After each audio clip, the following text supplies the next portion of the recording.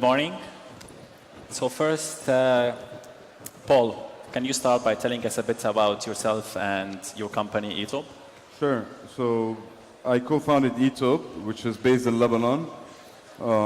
We connect doctors and patients. We started with a simple platform. It's a Q&A platform. People ask questions and get answers. Today, we grew to online consultations, 24/7 online consultation. People can book appointments. They can see full professional profiles of doctors. And we have around 1,200 doctors on our network so far.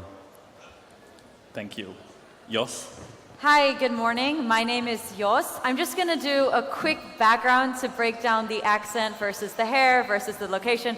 I was born in Brazil. I'm originally from the Netherlands, and I grew up in 12 different countries. So the country I was living in before moving to the United Arab Emirates is South Africa. And while in South Africa, I founded an award-winning not-for-profit organization. And on top of that, we built a mobile health app, which I'm talking to you about today. And it provides over 70,000 girls with free daily health information. So what we really noticed was, one, we have a population that's not educated enough about certain health issues which are detrimental to the future of South Africa. And two, we have access to a channel to get them that accurate information. So based on that, we built the mobile health app, which I can talk about a bit more just now. But I'm really looking forward to sharing with you the story about how that came to life and learning a lot from my fellow colleagues here today. Great. So starting with you, Jos, why did you choose to work on this specific problem? That's a great question, and it really breaks my heart that there's a wealth of information, but that people without access to internet or without access to the accurate version of that information, they can't access it. And that barrier to connectivity is actually a barrier that we need to overcome because it's going to be the biggest divide. So the reason we launched mGirls is twofold. One, to ensure that we could combine girls who needed this information most with a platform where they could access it for free. And two, we were actually originally doing football-based workshops. So this is literally what it sounds like. It's like a bunch of girls on a field in the middle of Africa with coaches that could help break down health issues for these girls. But because that kind of not-for-profit work is so donor-dependent, and we weren't reaching the amount of people that we wanted to reach, we decided to move our entire platform onto a mobile health app as well. It just made everything a lot more accessible, a lot quicker, and we are able to interpret the data that the girls feed back to us in an effort to tailor our material better to their needs. So it's basically you're being passionate about girls' education. Oh yeah, absolutely. I was 3 years old when we were living in Dhaka, Bangladesh, and I think because of the traveling, I've had the opportunity to see different types of education structures and different access to healthcare, and I genuinely believe it's everybody's responsibility to play an active part in ensuring that healthcare is available. All right, over to you, Paul. Why did you decide to do ETOP? Yeah, so I grew up in Saudi Arabia, in Jeddah, and it was very difficult for us to figure out which doctor to go see and which one was a good doctor, which one was not. And then I moved to Lebanon, and I faced the same exact problem. So we decided to start asking questions around the healthcare system in the region specifically. And the answers we found is that 30% of death in the Arab world are due to cardiovascular diseases. And on the other hand, 6 out of the top 10 countries with diabetes are Middle Eastern too. Later on, when we started digging more into the system, we realized that around 1/3 of all healthcare costs are avoidable. Some are based on unnecessary doctor's visits, others on the wrong treatments and diagnosis, and so on and so forth. So we realized this opportunity where we can work on something that is pretty difficult and with a lot of obstacles, but also can be rewarding and at the same time help a lot of people in the region. So that's why we decided to get into that. So I think the common theme between both of you is helping others. Yes, exactly. Which is a bit, when it comes to healthcare, it's, from what I believe, it's that it's mostly about helping others more than the profit part. versus other businesses like restaurants? I think you raise a really good point, but you have to be careful that you don't assume the position of, well, I'm going to help you. Where we were coming from was really like, okay, fine, we have all this information on this side, and we have people who could probably benefit from it on this side. Personally, I would never say, okay, you know, this is the information you need, but I would like to say, hey, check it out. Here's a bunch of information that you can have access to. There you go. Now you can make decisions based on knowing those things. And I think that's what I mentioned earlier too. It's that the divide to connectivity. And then it becomes less about helping people.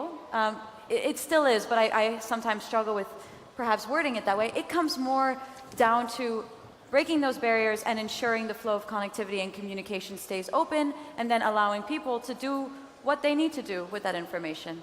Okay. Yeah, I totally agree with you. Like giving the right tools to everyone so you can empower them to share this decision making with the doctor and take advantage of all of the tools they have and be active about their health and proactive about it.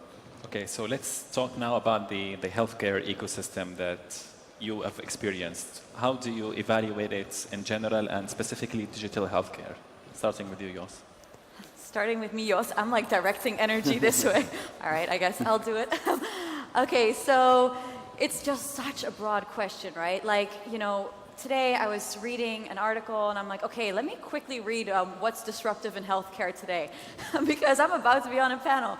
Anyway, I'm reading this article and it's like, yeah, we're going to take this stem cell from this person and then we're going to put it in a bio, you know, it was just like really intense. And I thought, well, wait a second, like the actual real need for healthcare does not necessarily always only exist on that level.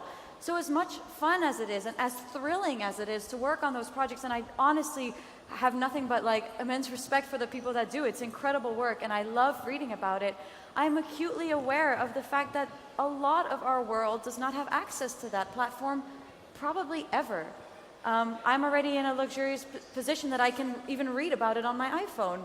So to me, it's really important that collectively we are aware of that gap and that we say, you know, like Paul just said, we take what we have and we try and connect it to the people who need it. And that's whether that resides on a level in Silicon Valley, in California, where obviously the biggest innovation is happening, or to different regions specifically. But what it comes down to is knowing your target audience and knowing how to provide them with the information that they need. Okay, so the gap that you notice in healthcare is the connectivity and access to the information at the right time. Is that accurate? Yeah, that's accurate, yes. And you know, it's funny too, because South Africa, for those of you who may know, is a country that's faced significant challenges with regards to their HIV/AIDS epidemic. Now, you can look at a demographic and say, okay, well, we're going to stop HIV/AIDS by telling you we need to stop HIV/AIDS, but you need to dial the conversation back anyway, you need to dial the conversation back, because without getting to the roots of issues, without telling girls like, hey, wait a second, you know, this is your body, this is what's going to happen, this is the information you need, if this is happening to you, you might want to see a doctor. You can say everything you want about HIV/AIDS, but you're missing a huge chunk of information that people need. And that's really the basis of the work that we do. It's about really ensuring that the right information is accurate and gets to the people at the right time. Okay. What about you, Paul? How do you see the healthcare industry? Thinking about the state of the healthcare industry here in the region, I think it's lacking in several dimensions. The first one is in terms of all of the records and all of the information of patients are still taken on pen and paper. So whenever a patient is moving from doctor to doctor, you're not getting all of the information and the right history of that patient to diagnose them well. And I think this is mainly because of a lack of investment in all of these electronic and digital initiatives. Looking into specifically digital health, so I think last year, I've read that recently somewhere, last year in the US, $4.5 billion have been invested into digital health, and as opposed to the region where it's less than 10 million. So we still have a lot to do to bring healthcare in general into the digital age, but we're on the right track. We're seeing governments pushing for these initiatives, and hopefully in like the next 10 years we'll see some changes. So the gaps, in your opinion, is lack of funds towards digital healthcare, and Yeah. second is lack of proper digital infrastructure to organize Yeah, patients' this records. is to add on what Yo said, and at the same time, you have a lack of awareness for people on the different tools. So, for example, whenever you deal with a lawyer, you sign a contract with that lawyer to start and have a relationship, a business relationship with them. But with a doctor, you're not signing any contract, and you're giving all of the decision making to that doctor without even taking part in that process. And I think this is a huge problem too. I think it's because of the implicit trust that we have in the region between the patient and the doctor. Definitely, but the It's like patient has cultural. to be proactive about it, and he has to be aware of his condition, not everything in health and medicine. But in terms of his own conditions, he has to be aware of everything, and he has to share this decision making with the doctor. Okay, so taking this question to the next step, where do you see the biggest opportunities for healthcare in the region that you operate in? Like if you would advise an entrepreneur to work on a certain problem right now, what would you say? So that's an interesting question. It's pretty broad. There are a lot of things to tackle in terms of healthcare in the region. The first one, the most basic one, is electronic medical records, where I think most hospitals and every country should move into that direction. So you'd have a comprehensive file for each patient, each citizen in each country. That's the first part. The second part would be to reduce unnecessary doctor's visits, because you have a lot of clogging in terms of people going to the doctor even if they have benign issues, which is increasing the healthcare budget in each of these countries. And you can fix that with telemedicine and remote health. The third thing that I would also tackle is the information part, which shows or is focusing on with her startup, where you funnel the right information to the right people, which is personalized and tailored to them, as opposed to just giving them a lot of information that they might never use in their lifetime. So it's personalized medical health content. Personalized It's, medical health electronic implementing electronic health records in clinics and hospitals across the region. And the third one was Telemedicine and remote health, mainly. These are for mainly issues that doesn't require a physical examination from a doctor, which are a lot.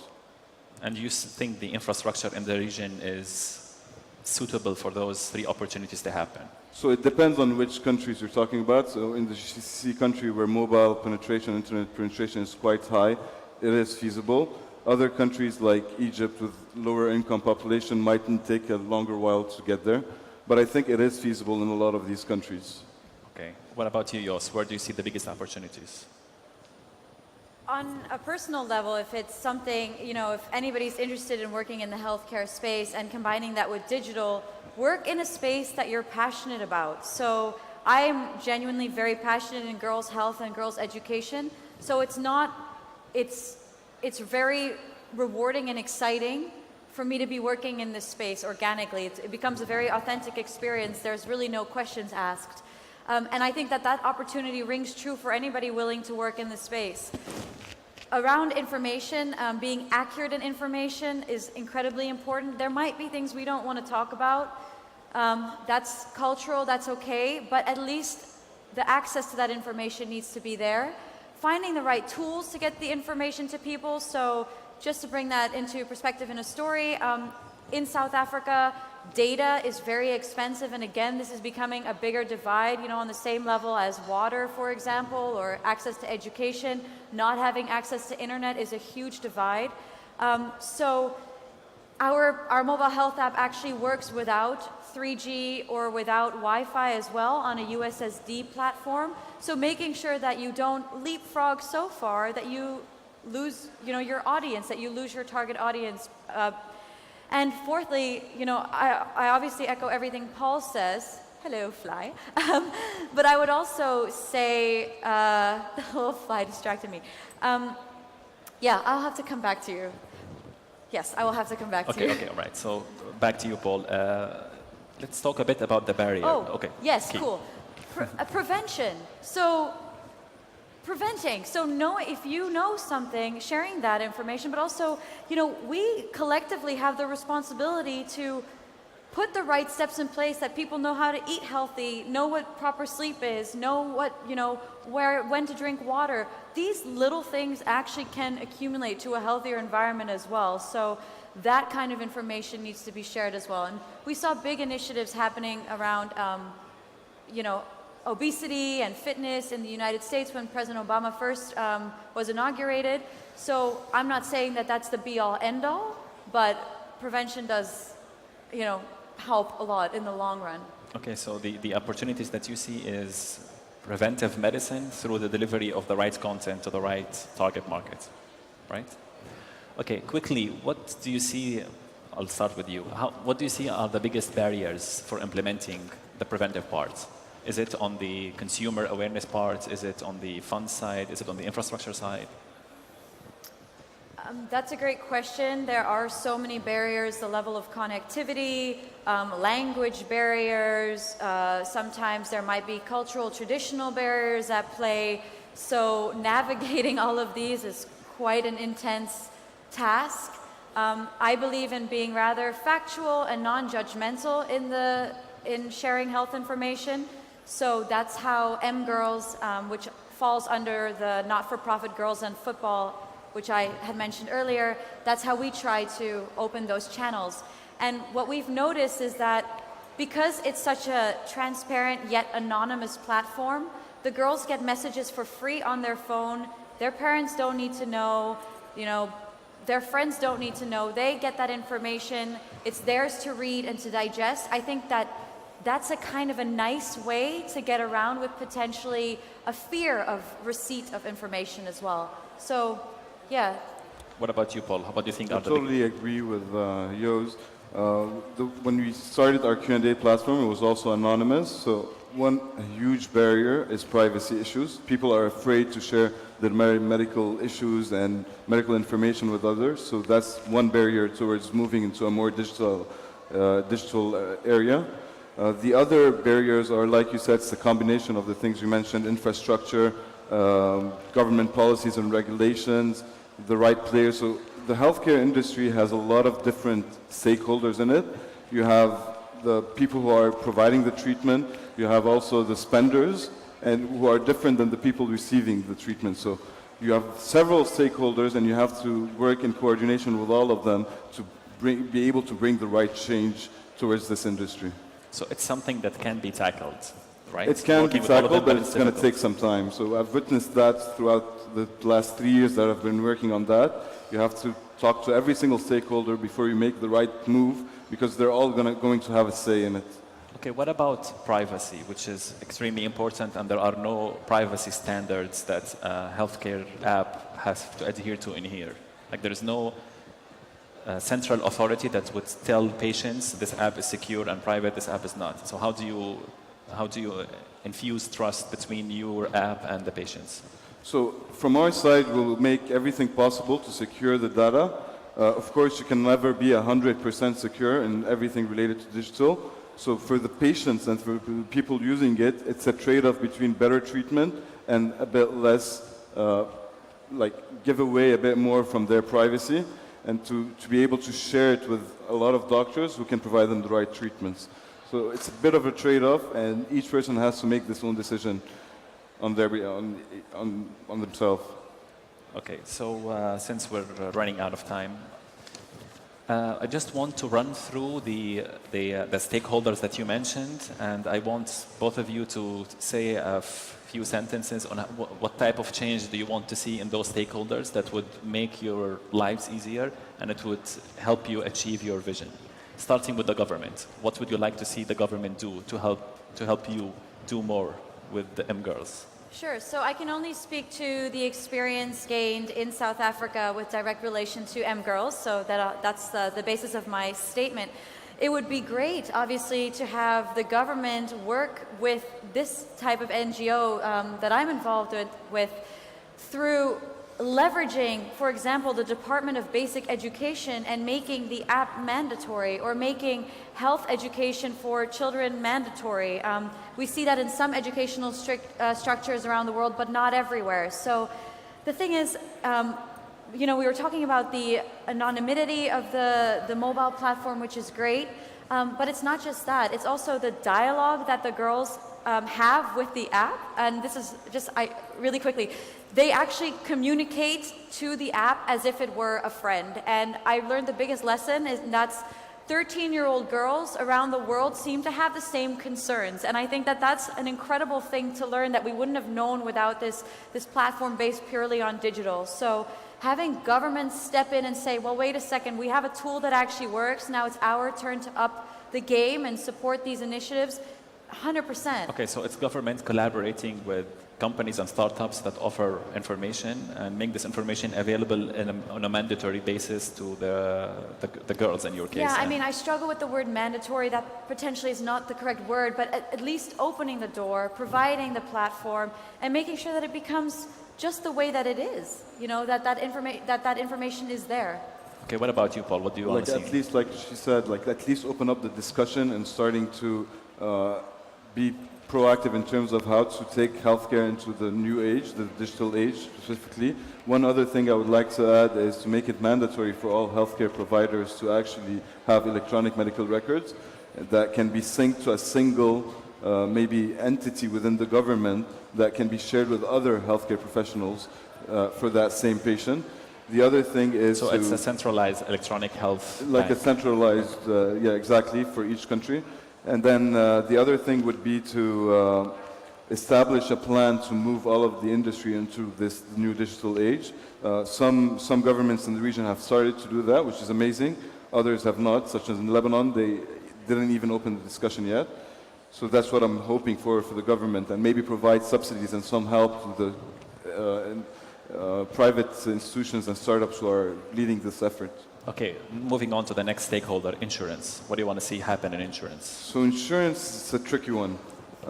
Insurance is the biggest spender in terms of healthcare, and they do everything to sign up a new client, and then they do everything to avoid that client in order not for them to pay claims.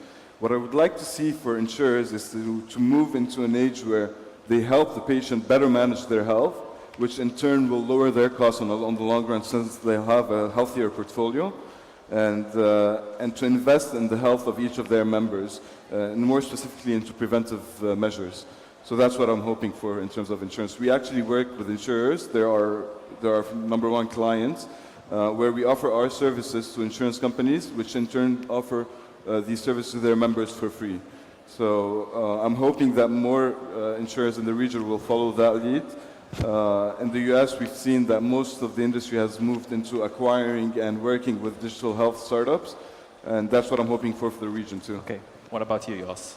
Yeah, it is a very layered question. I mean, especially in a climate like South Africa where insurance is not easy to come by for the majority of the population. It doesn't really, it isn't part of a day-to-day. So again, going back to the preventative, for me is key, and it's apparent in other countries that do rely on ensuring that the people know to be healthy, to go outside for a 30-minute walk every day, and those little things do add up, and over time should lead to a less dependence, at least, on very, very expensive insurance. Okay, what about moving on to the next stakeholder? What about hospitals and healthcare providers? That's a very tricky question. I won't be too long because I'm aware we're really short on time, but on our app, you know, we cannot ever make the claim that we can offer services in case something needs to be done. So if one of our audience, or one of our target audience actually has an issue, you know, we're very clear in stating like, this is probably what you want to do, but hands off,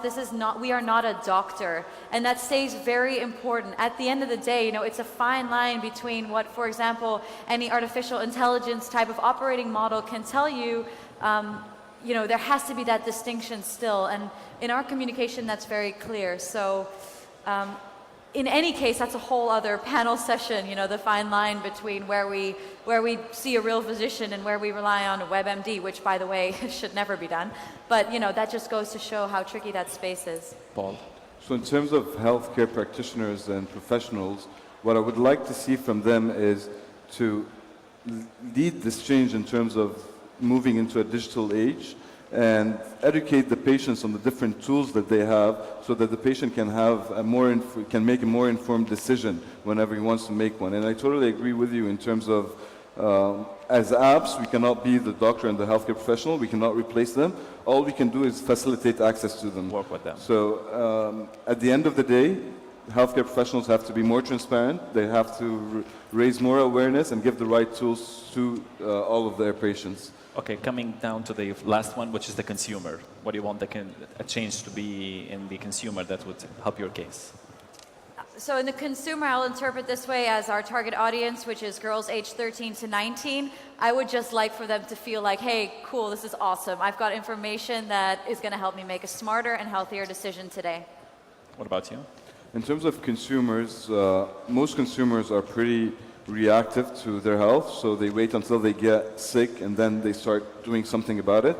What I would like to see for consumers is to become proactive about it and start establishing all of these preventive measures that are put in place by different health organizations around the world, and to educate themselves whenever they think or might have a certain condition. And as soon as they're able to do that and are more informed, they'll be able to better make decisions for their own health and their loved ones. So that's what I'm hoping for in terms of consumers. Okay, so going to the final remarks, what would you like, starting with you, Paul, what would you like to tell investors in the audience, and what would you like to tell entrepreneurs in the audience from your experience? Just like quick words. Okay, so in terms of investors, I think they should invest in the digital health industry. It's a huge industry with a lot of problems to solve. It'll be difficult to solve, but once it's solved, it'll be rewarding for investors. And so far, the investment scheme in the region has been that they don't invest a lot in healthcare because they're afraid of it or they don't know how to tackle it exactly. And in terms of entrepreneurs, they should be passionate, like you said, and at the same time, they have to have they have to be very insistent and patient and persevere a lot to actually be able to make the change, and rely only on the data they have and not on their own judgment, like test and see what's happening, pivot and continue what you're doing. So, yes. Yeah, the pivoting is hugely important because your users are going to tell you exactly what they think about you, and you better answer right away. So for entrepreneurs, yeah, I think if you're passionate about it, it's probably going to happen. Well, you also need to be, somewhat smart, and you have to have good people around you. But absolutely, work in a space that makes you want to work in it. Do something that you really care about, whether it's diabetes or girls' health or sports injuries. It doesn't matter as long as you're really passionate about it. And to the investors in the audience, where are you? Raise your hands. No, but seriously though, we need money. It's just a really challenging space to work in, and it requires research and development. It requires the quick app development when we get information that we need to turn something around, to do that pivot. And to be honest, I don't want to speak for your work, but in our field, in the not-for-profit space, a little actually goes a very long way. So, if you know that you can affect one person's life, you've already made a massive difference. Okay. Thanks again for your time, Jos and Paul. Thank you. And thanks for everyone. Thank you.